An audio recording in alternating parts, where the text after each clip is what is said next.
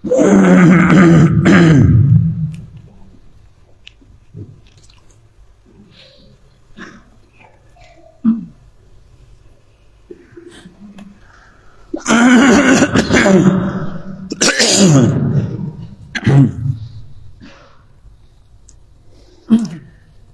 الحمد للہ نحمده ونصلي على رسوله الكريم اما بعد اعوذ باللہ السمیع العلیم من الشیطان الرجیم بسم اللہ الرحمن الرحیم وقالت اليہود والنصارى نحن ابناء اللہ واحباؤہ قل فلم يعذبكم بذنوبكم بل انتم بشر ممن خلق یغفر لمن یشاء ویعذب من یشاء وللہ ملک السماوات والارض وما بینہما وإلیہ المصیر یا اہل الکتاب قد جاءکم رسولنا یبین لکم علی فترة من الرسل ان تقولوا ما جاءنا من بشیر ولا نذیر فقد جاءکم بشیر ونذیر واللہ علی کل شیء قدیر۔ حضرات محترم، یہود اور عیسائیوں کو اس بات پہ بہت ظلم تھا اور وہ نعوذ باللہ یہ بات کہتے تھے نحن ابناء اللہ واحباؤہ، ہم اللہ کے بیٹے اور اس کے محبوب ہیں۔ یہ حقیقتاً بظاہر تو وہ محبت اور عقیدت میں یہ بات کہتے تھے، لیکن حقیقتاً یہ بات جو ہے ایک ایسا زہر تھی جس نے ان کی زندگی میں دین کو ختم کر کے کفر کی گہرائیوں میں پھینک دیا۔ کیونکہ ہم یہ بات پیچھے پڑھ آئے ہیں کہ اللہ رب العزت کے لیے لائق نہیں ہے کہ وہ اولاد پکڑے۔ کائنات میں جتنی بھی مخلوقات ہیں سب کی سب اللہ کی چاہتے یا نہ چاہتے ہوئے غلام ہیں۔ کسی بھی مخلوق کے اندر فرشتوں سے لے کر انسان جاندار جتنے بھی ہیں، حتیٰ کہ بے جان چیزیں بھی ہیں، اللہ کے حکم کے مطابق، اللہ کے حکم کے بغیر وہ قائم رہ ہی نہیں سکتی۔ تو یہ ظلم آج مسلمانوں میں بھی بہت ہے۔ یہ تو نہیں کہتے ہم ابناء اللہ ہیں، لیکن احباؤ کہتے ہیں کہ ہم اللہ کے محبوب ہیں، چاہے ہمارا عمل ہو یا نہ ہو، ہم اللہ کی فرما برداری کریں یا نہ کریں، حرام حلال کی تمیز کریں یا نہ کریں، اللہ کی ہر حکم کی نافرمانی کرنے کے باوجود یہ سمجھتے ہیں بس ہم ہی اللہ کے محبوب ہیں۔ یہ ایک ایسی غلط فہمی ہے جو انسان کو عمل سے بہت دور کر دیتی ہے، اور یہی معاملہ ہوا ان کے ساتھ بھی۔ ہر گناہ، ہر بدتمیزی کرنے کے باوجود یہی سمجھتے تھے وقالت الیہود والنصارى نحن ابناء اللہ واحباؤہ۔ اللہ فرماتے ہیں یہود نے بھی یہ کہا اور نصارہ عیسائیوں نے بھی کہا ہم اللہ کے بیٹے اور اس کے محبوب ہیں۔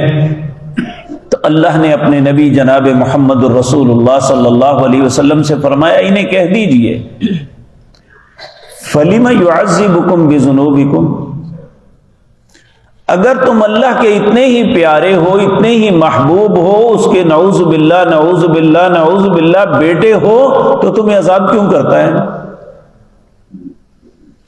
اور یہ ایک حقیقت ہے کہ کوئی باپ نہیں چاہتا یا جس سے محبت کی جائے نہیں چاہتا کہ اسے تکلیف ہو۔ تو یہ ایک دعویٰ ہی غلط تھا، حالانکہ ہم دیکھتے ہیں کہ ان پہ اتنے سخت عذاب آئے، جہاں اللہ نے انہیں بہت سی نعمتوں سے نوازا تھا وہاں ان پہ اللہ نے سختیاں بھی بڑی کی۔ جیسے جیسے نافرمانیاں کی اللہ رب العزت نے انہیں پکڑا بھی. اللہ ہماری حفاظت فرمائے. تو اللہ رب العزت فرماتے ہیں قل فلم يعذبكم، انہیں پوچھو تمہیں پھر عذاب کیوں کرتا ہے. بل انتم بشر ممن خلق، بلکہ تم بشر ہو، اللہ کی مخلوقات میں سے ایک مخلوق ہو. اللہ کے نہ بیٹے ہو نہ اس کے محبوب ہو. اللہ کا محبوب وہی ہوتا ہے جو اللہ کی اطاعت اور اس کی فرما برداری کرتا ہے. یغفر لمن یشاء ویعذب من یشاء، کس کو معاف کرنا ہے کس کو عذاب دینا ہے یہ اختیار صرف اللہ کے پاس ہے. یہ بات ہمیں یاد رکھ لینی چاہیے. ہم بعض اوقات بعض شخصوں پہ ناراض ہو کے کہتے ہیں اللہ تینوں کدی نہیں بخشے گا. کس نے اختیار دیا ہے مجھے کہ میں کسی کو کہوں کہ اللہ تمہیں نہیں بخشے گا؟ یہ اختیار تو اللہ رب العزت نے اپنے پاس رکھا ہے کہ کسے بخشنا ہے کسے نہیں بخشنا. اور اسی طرح ایک گندا عقیدہ اور گندی بات ہم کرتے ہیں کہ فلاں بخشا گیا تو ہم تو چھالے مارتے جنت میں چلے جائیں گے، کہ ہم ٹھیکیدار ہیں جنت کے، کریں یا نہ کریں کچھ. دوسری بات یہ ہے کہ دوسرے کی برائی کا ہم پہ کیا اثر ہے یا دوسرے کی اچھائی کا ہمیں کیا فائدہ. ولا تزر وازرۃ وزر اخرى، کوئی اس دن دوسرے کا بوجھ نہیں اٹھا سکے گا. یہ کیا سوچیں ہم نے بنائی ہوئی ہیں. یہی تو وہ باتیں تھیں جن کی بنا پہ بنی اسرائیل برباد ہوئے. آج وہی سوچ ہم نے بنا لی ہے، اسی طرز عمل اسی رستے پہ ہم چل رہے ہیں العیاذ باللہ. جبکہ اللہ رب العزت فرماتے ہیں یغفر لمن یشاء ویعذب من یشاء، جس کو چاہے بخش دے جسے چاہے عذاب کرے. وَلِلَّهِ مُلْكُ السَّمَاوَاتِ وَالْأَرْضِ وَمَا بَيْنَهُمَا، اور اللہ ہی کے لیے بادشاہت ہے آسمانوں اور زمینوں میں اور جو اس کے درمیان ہے.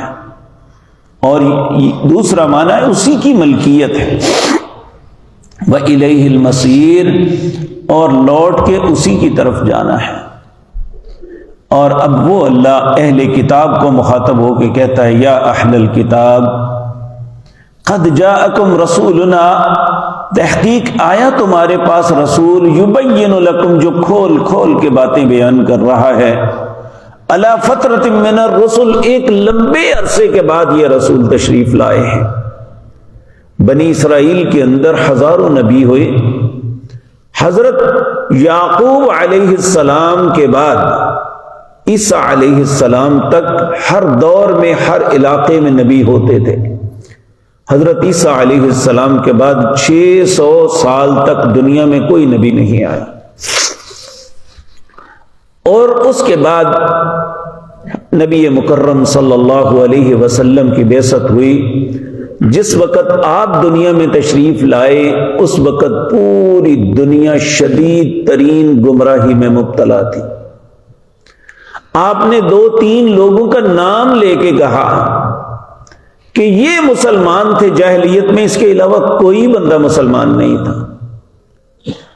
تو ایسے حالات میں اللہ رب العزت نے نبی بھیجے، کہا لقد جاءکم یا اہل الکتاب قد جاءکم رسولنا، اہل کتاب آئے تمہارے پاس رسول ہمارے پاس، یبین لکم، بیان کرتے ہیں کھول کھول کے تمہارے لیے، علی فترۃ من الرسل، ایک لمبے عرصے کے بعد.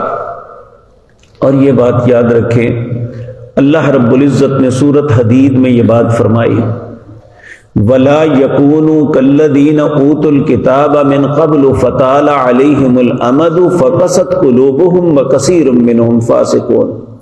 اے امت محمد الرسول اللہ صلی اللہ علیہ وسلم، تم ان لوگوں کی طرح نہ ہو جانا جب ان کا اور نبی کا فاصلہ زیادہ ہو گیا. فقست قلوبہم، ان کے دل سخت ہو گئے، وکثیر منہم فاسقون، اور سب کے سب گناہوں میں مبتلا ہو گئے، العیاذ باللہ. تم ایسا نہ کرنا. لیکن حقیقت یہ ہے کہ جن جن باتوں سے منع کیا تھا اللہ رب العزت نے ہمیں، جن جن باتوں کے نشاندہی پیارے نبی جناب محمد الرسول اللہ نے کی تھی، ہم وہی غلطیاں دہرا رہے ہیں جن غلطیوں سے بچنے کی تلقین فرمائی گئی تھی۔ اللہ ہمیں سمجھ عطا فرمائے، اللہ ہم پہ رحم فرمائے۔ کہا لقد یا اہل الکتاب، اے اہل کتاب، قد جاءکم رسولنا، آیا تمہارے پاس رسول ہماری طرف سے، یبین لکم، جو کھول کھول کے تمہارے لیے بیان کر رہے ہیں، علی فترۃ من الرسل، ایک لمبے عرصے کے بعد رسول آئے، ان تقولوا ما جاءنا من بشیر ولا نذیر، میں اس لیے یہ بھیجا کہ تم یہ نہ کہنا کہ ہمارے پاس کوئی ڈرانے والا یا خوشخبری دینے والا نہیں آیا۔ فقد جاءکم بشیر و نذیر، بس تحقیق آ گیا تمہارے پاس خوشخبری دینے والا اور ڈرانے والا۔ اور نبی کریم صلی اللہ علیہ وسلم نے فرمایا کہ دنیا کے کسی کچے یا پکے گھر میں، کسی جھونپڑے میں، کسی جنگل میں، صحرا میں یا پہاڑوں میں، کوئی بھی کہیں پہ بھی رہتا ہے، اس کے کان میں میری رسالت کی بات پڑ گئی اور وہ مجھ پہ ایمان نہ لایا، اس نے میرے حکم کے مطابق زندگی بسر نہ کی، جہنم میں جائے گا۔ اور یہ بات ہم امت محمد الرسول اللہ کو بھی یاد رکھنی چاہیے کہ اللہ نے اتنا پیارا رسول ہمیں دیا، اگر ہم اسے چھوڑ کے مختلف پیروں اماموں کے پیچھے چل پڑیں گے تو یہ دغا ہوگا، یہ بددیانتی اور خیانت ہوگی رسول اللہ کی ذات مطہرہ کے ساتھ، اور یہ وہی بات جس سے اللہ نے اہل کتاب کو منع کیا، ہم بھی اس کے مرتکب ہو رہے ہیں۔ تو اللہ رب العزت فرماتے ہیں فقد جاءکم بشیر و نذیر، تمہارے پاس خوشخبری دینے والا اور ڈرانے والا آ گیا۔